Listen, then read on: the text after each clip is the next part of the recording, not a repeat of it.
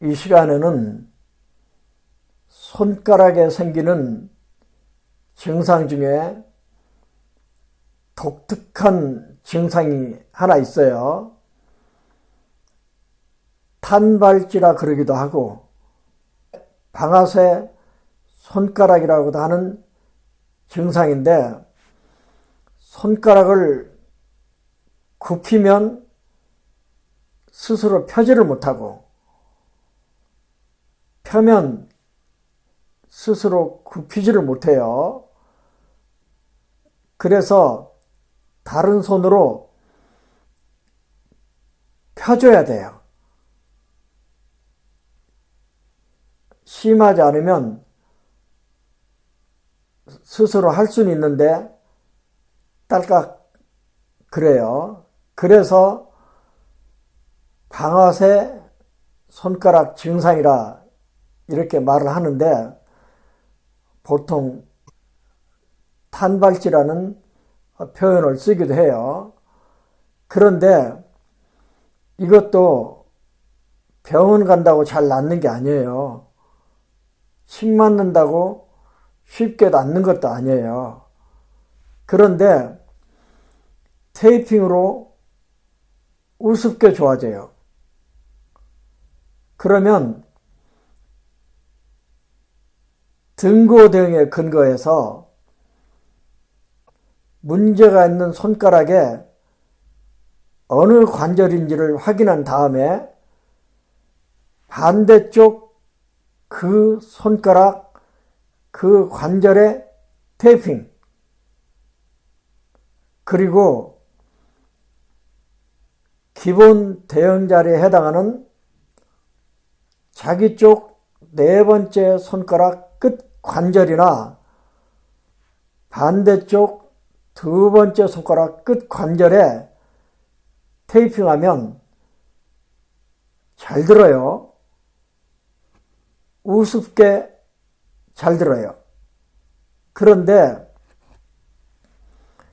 이 방아쇠 손가락 증상도 어느 손가락에나 다 생기지만 가운데 손가락에 생기는 분들이 많아요. 그러면 가운데 손가락 가운데 관절이라고 하면 반대쪽 가운데 손가락 가운데 관절을 테이핑해 주는 거예요. 그러면 등고대응에 근간 테이핑이 되는 거죠. 그리고 그것으로 좋아지면 다행이지만 그것으로 완전히 좋아지지 않으면 기본 대응 자리에 근간 테이핑을 해주는 거예요. 그런데 앞에서도 말씀드렸지만 손가락을 지배하는 신경과 움직이는 근육과 먹여 살리는 혈관이 다 손목을 지나가요. 그러니까 비록 손가락의 문제지만 기본 대응 자리에 테이핑할 때는 손목 자리에 테이핑을 해주는 거예요. 그러면 잘 낫고요. 그런데 아까 가운데 손가락에 생기는 방아쇠 손가락 증상이 흔하다 그랬어요. 그런데 보니까 여러 사람을 봤는데 가운데 손가락 탄발지로 오는 사람들을 보니까 다 가슴 한 복판에 있는 심포경의 복모혈에 해당하는 전중혈이 아파요. 가슴에 다 화가 있다는 뜻이에요. 물어보니까 다 사연이 있더라고요.